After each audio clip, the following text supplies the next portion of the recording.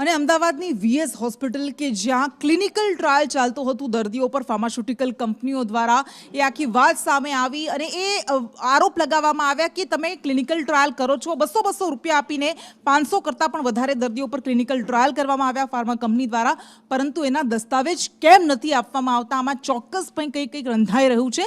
પરંતુ આ બધા વચ્ચે જ્યારે આને લઈને સવાલ પૂછવામાં આવ્યો આરોગ્ય મંત્રીને, ત્યારે એમણે એવું કહ્યું કે હું જાણકારી લઈને વિગત આપીશ, પરંતુ આ સાથે જ કાર્યવાહી શરૂ થઈ છે અને 8 ડોક્ટર્સને સસ્પેન્ડ પણ કરવામાં આવ્યા છે. વીએસ હોસ્પિટલમાં સાહેબ જે આખું ક્લિનિકલ ટ્રાયલ જે ગરીબ દર્દીઓ પર કર્યું છે અમદાવાદ હોસ્પિટલમાં એ વિશે મારા ધ્યાનમાં નથી, પરંતુ વીએસ એ મ્યુનિસિપલ કોર્પોરેશનની હોસ્પિટલ છે, એટલે કોઈ એવો વિષય હશે. છતાં પણ રાજ્ય સરકાર એમાં જે ક્લિનિકલ રિસર્ચની વાત છે એ અમે જોઈ લઈશું. 57 પ્રકારના ટેસ્ટ કર્યા છે દર્દીઓ પર. 8 ડોક્ટરોને ટર્મિનેટ કર્યા છે.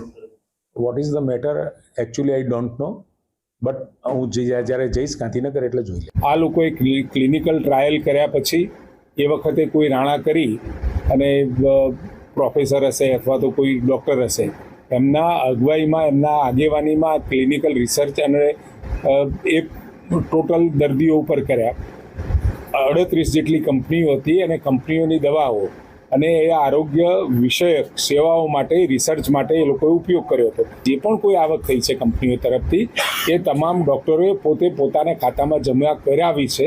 આટલો વિષય માલુમ પડ્યો છે અને એ તપાસના અંતે અત્યારે રાણાને પણ સસ્પેન્ડ કરી દીધા છે, ટર્મિનેટ કર્યા છે અને સાથે 8 જે કોન્ટ્રાક્ચ્યુઅલ ડૉક્ટર્સ હતા એ કોન્ટ્રાક્ચ્યુઅલ ડૉક્ટર્સને પણ તાત્કાલિક અસરથી ત્યાંથી બરતરફ કર્યા છે.